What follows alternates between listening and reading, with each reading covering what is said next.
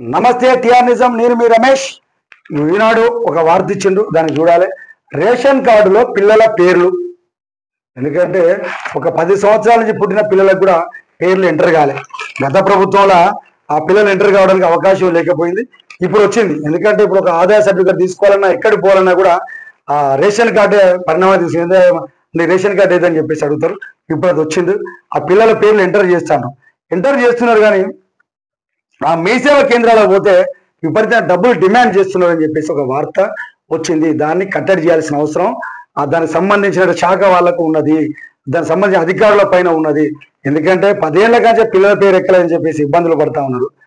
మళ్ళీ వాళ్ళు రాగానే అక్కడ పోటెత్తిన జనాన్ని పట్టుకొని వాళ్ళ యొక్క ఆలోచనలు ఆసరా తీసుకొని కొద్ది మంది డబ్బులు ఎక్కువ తీసుకుంటారని చెప్పేసి వివిధ అన్ని పేపర్లను రాసిండు. అందులోనే ఇది ఒక వార్త మీకు చూద్దాం.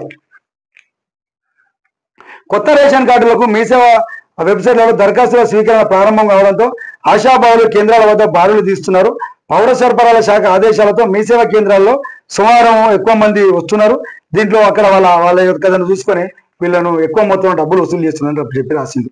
ఇందులో అత్తారింటికి వచ్చిన మహిళలపై సైతం కుటుంబ సభ్యులన్నీ అత్తారింటికి వచ్చిన మహిళలవి సైతం పేర్లు, అంటే కొత్తగా పెళ్ళైన వాళ్ళవి, కుటుంబ సభ్యులను చేరుస్తున్న పౌర సరఫరాల శాఖ పిల్లలు పుట్టిన వాళ్ళవి, కొత్తగా 18.1 లక్షల మంది పేర్లు చేర్చాలని వినతులు, 1.3 లక్షల మంది పేర్లు చేర్పు, మరో 11.50 లక్షల మందిని పరిశీలనలో ఉన్నారు. ఇన్నాళ్ళు అందని రేషన్ ఆరోగ్యశ్రీ. కొన్ని కుటుంబాలలో ఈ 10 ఏళ్ళు పుట్టిన పిల్లలకు కూడా ఇంత రేషన్ పుడితే ఉచితంగా బియ్యం ఇచ్చిన సందర్భాలు వచ్చేది తప్ప మరి ఆ ఇంట్లో ఇంకో పిల్లగాని పేరు ఎక్కలేదే, వాళ్ళకి బియ్యం ఇచ్చిన సందర్భాలు రాలే. కానీ ఇప్పుడు మాత్రం అది వస్తుంది అనేది ఒక ఆశాభావం ఉన్నది.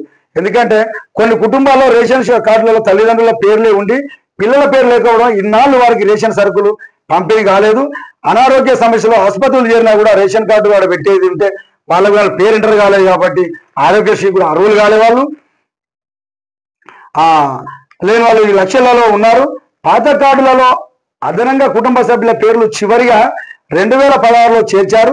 ఆ తర్వాత మీ సేవ ద్వారా దరఖాస్తును స్వీకరించినప్పటికీ గత ప్రభుత్వం అనుమతి ఇవ్వకపోవడంతో ఇన్నేళ్లుగా వాటిని పరిశీలించలేదు. కుటుంబ సభ్యుల పేరు చేర్చాలని రాష్ట్ర ప్రభుత్వం తాజాగా నిర్ణయం తీసుకోవడంతో అర్హులకు ప్రయోజనం చేకూరుతుంది.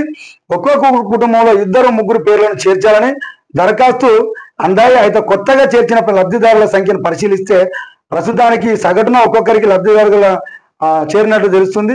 1.3 లక్షల మందికి రేషన్ ఇవ్వడం వల్ల ప్రభుత్వంపై ఏటా 31.36 కోట్ల భారం పడుతుందని చెప్పేసి ఆ పౌర సరఫరాల శాఖ అధికారులు అది ఇచ్చిండ్రు.